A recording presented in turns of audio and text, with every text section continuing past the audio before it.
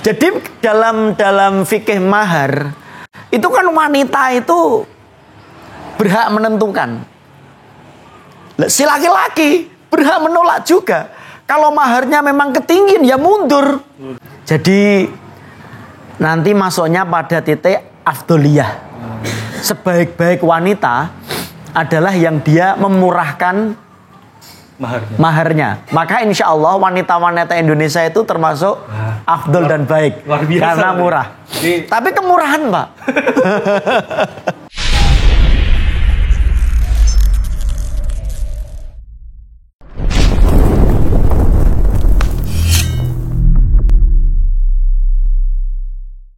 Nah kalau sekarang ini juga lagi banyak kan, nggak jadi nikah sudah dilamar karena beda manhaj. Itu gimana itu? Itu hampir tidak pernah terjadi pada zaman dulu. Nah kalau sekarang ada seperti itu bid'ah ya? Itu sesuatu yang ada something wrong dalam pemikirannya gitu. Dulu itu kalau sudah sesama muslim ya sudah, tidak dipikir panjang-panjang soal ini bermadhab apa atau bermadhab apa. Yang jadi masalah sejak dulu itu soal wajah, soal dia imannya kuat atau tidak, hanya itu saja. Dia orang yang taat kepada Allah atau tidak.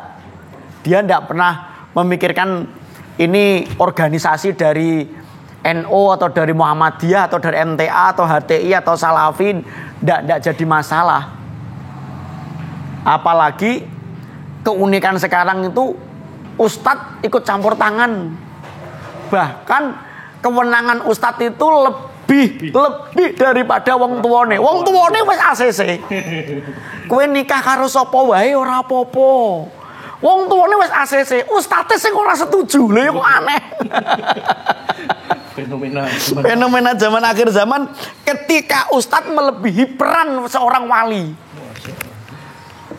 Yang membatalkan itu ustadznya. Lah nek ngene iki saya warak wong saya itu biro jodoh. Saya pernah ditelepon sampai hampir 1 jam gara-gara dikira mencuri kader. Ustadz antum mencuri kader saya. Antum menikahkan walah. Gara-gara saya menikahkan beda organisasi. Jadi emang dari dulu zaman Rasulullah enggak ada gitu ditanya. Kalau sudah sesama muslim clear. Baik ini orang Ansor, ini orang Muhajirin sama sudah selesai. Zaman dulu seperti itu, enggak ada ditanya kamu orang Ansor atau orang Muhajirin.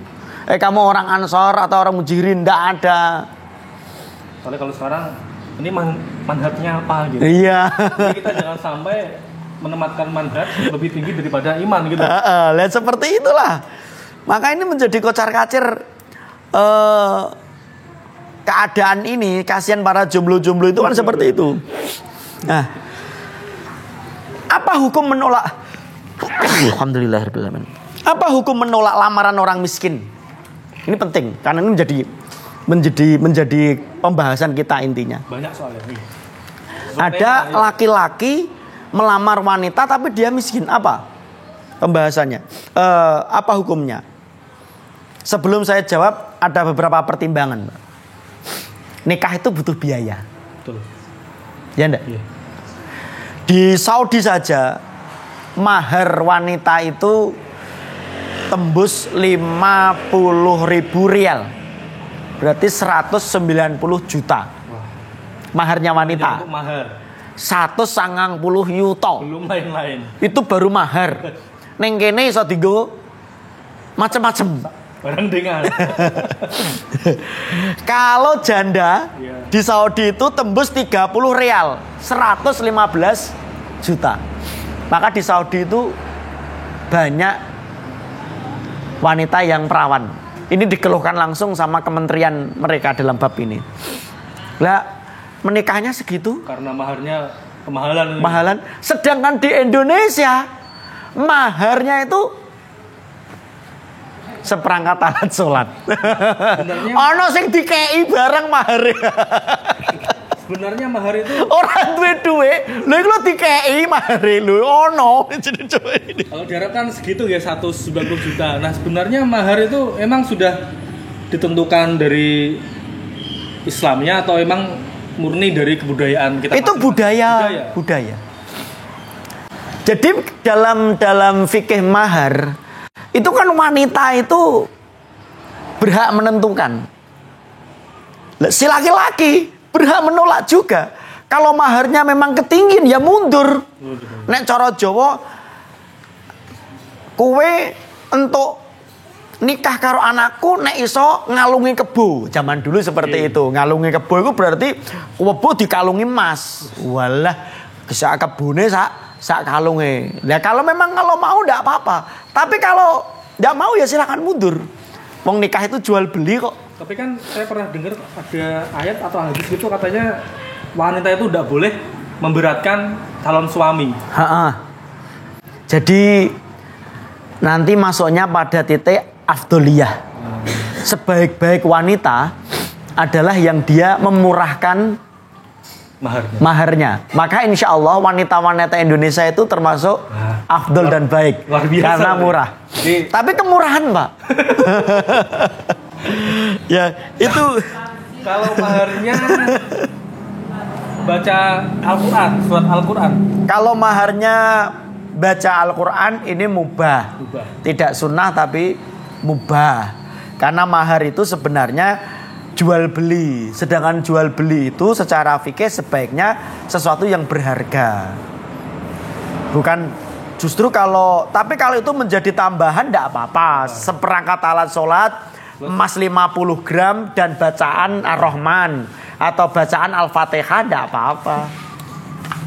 Dengan membacakan surat Al-Fatihah ya sah saja. Loh kan ya, kan belum ada itu. Kebanyakan Ar-Rahman, Al-Waqi'ah. Sekali-sekali coba tolong teman-teman santri beling mahar dengan surat Al-Fatihah. Jangan seperti surat Al-Fatihah loh ya. Surat Al-Fatihah itu mempunyai keutamaan yang besar. Jadi keren juga ya mahar dengan surat Al-Fatihah. Iya, karena kita setiap hari 17 kali baca. Iya, Masya Allah. Butuh biaya, nikah butuh biaya. Selanjutnya, nikah itu kan gak modal cinta, Bang. Mau nikah seneng-seneng, lah terus gimana nafkahnya? Orang pacaran aja butuh biaya tak? Bagi nikah. Wah. Ya kan nikah itu kan bukan masalah seksual saja. Iya. Bukan melaku-melaku bareng ngalon-nalon, ndak itu tai. Itu cuma di drama Korea.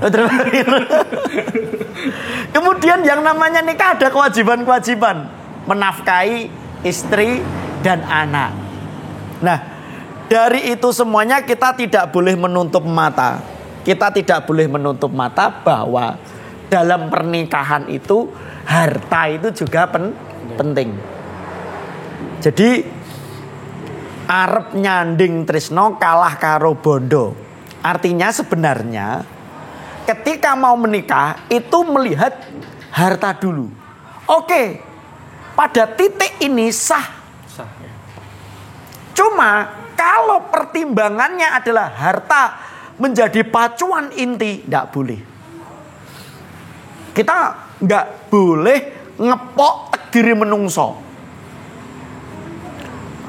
Kamu itu apa? Ngelamar anak saya kok kere. Ngelamar anakku ora duwe pekerjaan. Kue keturunannya wong kere selawase. Nggak boleh. Nggak boleh, kita nggak ngerti takdir orang. Ada yang curhat dulu saya pernah ta'aruf, iya. Tapi waktu ta'aruf saya itu dulu masih kuliah. Saya sama maminya disuruh pulang. Jangan sama anak saya. Ketika saya sekarang sudah menjadi pegawai negeri, anaknya juga belum laku, saya suruh dolan. Sorry ya. Sorry gitu. Maka ndak bisa ya menjadikan ini sebagai pacuan inti penting, ndak boleh. Ini penting sekali untuk siapa? Orang tua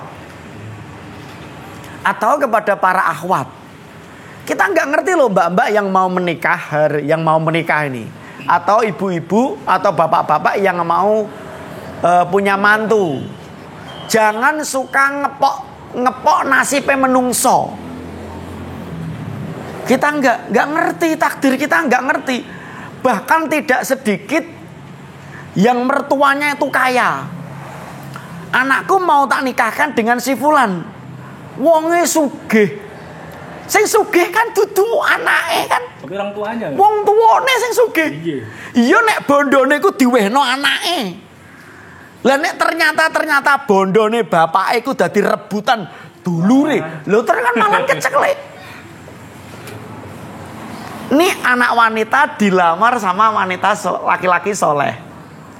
Si ibu punya pandangan laki-laki yang lainnya, ternyata ini anaknya orang kaya. Dikiranya kekayaannya nanti akan diberikan kepada anaknya ini, si calon. Kemudian dinikahkan. Akhirnya malah ternyata si laki-laki ini nggak bekerja. Repot nih. Malah repot kan? Karena Terlalu berharap kepada mertua nih. Makanya kita selalu berharap kepada Allah biar Iya. kita tidak kecewa. Bahkan tidak sedikit ada orang yang dipandang sederhana, Iya. dipandang tidak mampu. Ketika mendapatkan besan sing kelihatannya wong gak duwe, itu malahan oleh ngenyono bondo itu tenanan loh Pak. Ngekei gedang, ngekei beras. Dia waktu gawe yo dioptimalkan sebisanya. Nggih ada yang gitu. Bahkan tidak sedikit pula dia mencari besan yang kaya. Itu malah ternyata engko nek aku besanku kaya, nek aku duwe gawe arep disumbang besanku paling akeh. Gak mungkin sithik, ternyata gak mentu blas. Gelo kok nyumbang 1 yuta 2 yuta. Entek dienggo tuku aqua. Lho kan kenapa? Karena dia berharap apa?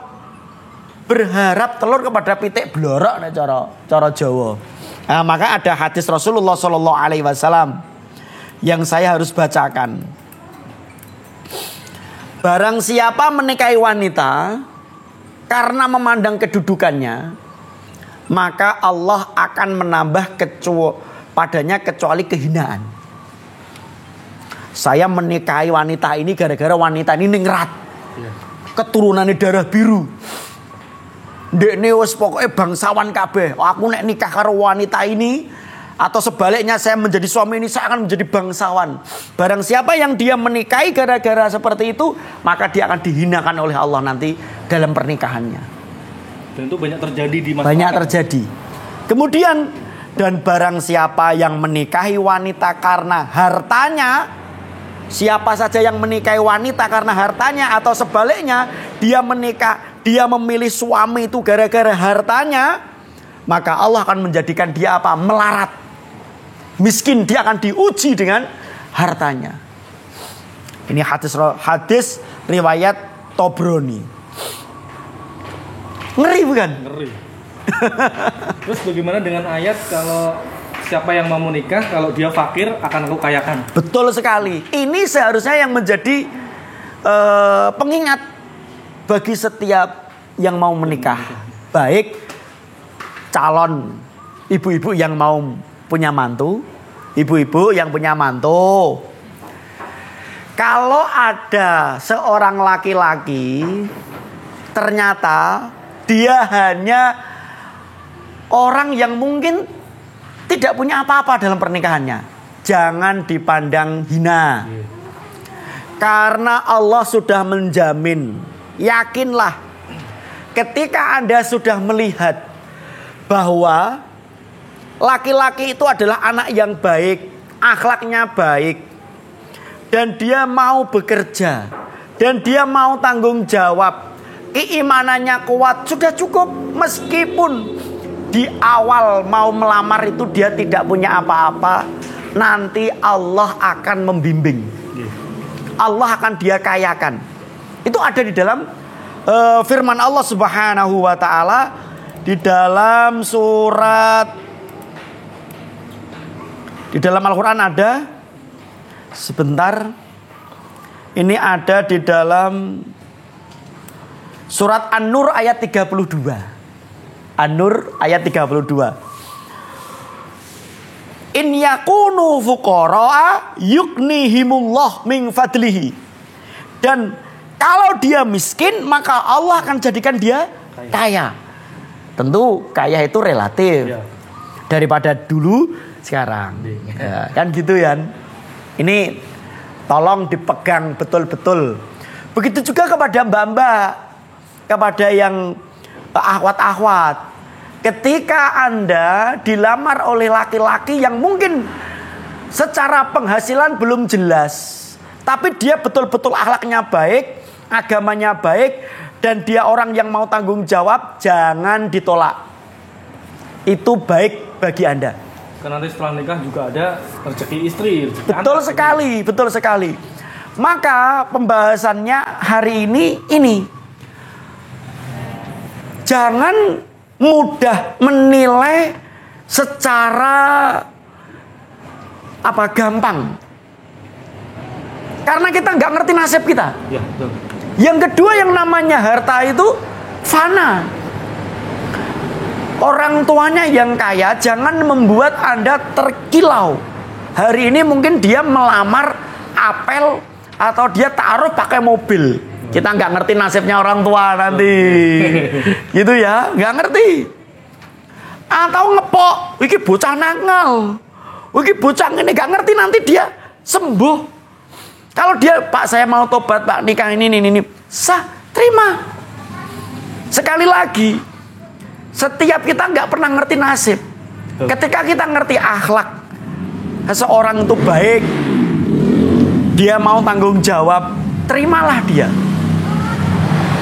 Yang penting kalau sudah nikah, ini buat mas-mas, yang penting kerja. Yang penting ada judulnya kita keluar dari rumah untuk bekerja. Jadi Allah itu ada wasilah untuk memberi rezeki kepada kita. Istilahnya nek cara Jawa, sopo obah mesti mamah. Orang Jawa dulu udah punya istilah keren. Iya. Obah mamah. Gelem obah dia akan makan. Dan kalimat ini kan sebenarnya sebuah optimisme. Bagaimana nenek moyang kita, orang-orang Jawa dulu menanamkan optimisme bahwa wes salene jenenge wong urip duwe rezeki dewe-dewe. Dan terakhir ini sudah mau maghrib. Kebahagiaan itu bukan di harta, Mas. Kebahagiaan itu di kolbu, di hati. Apa gunanya punya rumah tingkat? Apa gunanya punya mobil banyak? Nek. Kalau ternyata tiap hari cekcok. Karena ada komunikasi yang tidak tepat, ya. Tapi komunikasi yang tepat, iman yang kuat, punya omah tingkat berguna. Punya mobil berguna. Tapi semuanya itu dia akan terasa. Duwe-duwe wah, nggih. Bojo ayu nih, ku nek lagi akur ya, Pak. Nggih mboten? Nek lagi diprenguti ya rasane iku ya jedek ah. Mek gawena kopi ce. Iki apa? Rasane. Mak pelengah. Kan gitu. Bahkan tidak sedikit ada kemarin ada foto seorang ikhwan barat, dia mualaf, ganteng, barat, wes dengan putih dengan macam-macamnya, menikah dengan seorang muslimah negro. Islam tidak memandang soal ras. Ini di Amerika sedang ramai soal ras. Bagaimana orang negro hari ini dikucilkan dan dibunuh dengan mudahnya, disiksa dengan mudahnya. Islam tidak. Bagaimana Islam memandang Bilal bin Rabah tinggi kedudukannya di hadapan Rasulullah karena keimanannya. Bahkan ada hadis Rasulullah SAW. Engkau tetap harus taat meskipun yang memimpin itu adalah budak Habsi, wanita budak hitam. Kita suruh tetap taat kepada pemimpin kita ketika dia dalam ketaatan. Meskipun budak hitam, tidak memandang kanan kirinya, tidak memandang ras Islam. Kalau ras saja tidak dipandang, apalagi harta. Malah ndak. Kalau ras yang tidak bisa hilang. Ndak bisa. Wong Jawa selawase Jawa, wong Arab selawase Arab, wong negro selawase negro. Tapi nek sugih melarat bisa gonta-ganti. Selesai Bang, semoga bermanfaat. Kajian masuk ndak ini ngaji kita ini? Insya Allah masuk. Pesan yang tersampaikan tadi Bang ya, bahwasanya kebahagiaan itu bukan pada letak harta, meskipun harta itu dibutuhkan, tetap kita butuh harta di dunia ini, tapi tidak nomor satu. Yang nomor satu adalah iman dan akhlak. Barakallahu fikum. Ini yang saya sampaikan, semoga bermanfaat. Tafadhol. Karena kebahagiaan itu adalah milik Allah. Dan kebahagiaan itu adalah pemberian dari Allah Subhanahu wa taala. Betul sekali. Bukan karena sesuatu. Jadi nggak bisa gitu orang lain memberikan kebahagiaan kepada kita. Karena yang bisa memberikan hanya Allah. Dan orang yang bisa memberikan kebahagiaan kepada kita itu hanya perantara. Wasilahnya Allah. Betul sekali. Tapi itu adalah kebahagiaan yang sa'adah minallah, yang datang dari Allah dan yang bisa memberikan hanya Allah Subhanahu wa taala. Berapa banyak orang yang banyak harta tapi tidak bahagia. Bingung mikir utang, mikir kecilan, banyak harta. Iya. Tapi kita sebagai orang mukmin, kita selalu berdoa semoga orang mukmin ini kuat di dalam ekonominya, biar kita selalu bermanfaat untuk umat yang lain. Baik, itu dari kami. Jangan lupa di like dan share ke seluruh media sosial yang kalian punya. Akhir kata, Assalamualaikum warahmatullahi wabarakatuh. Waalaikumsalam warahmatullahi wabarakatuh.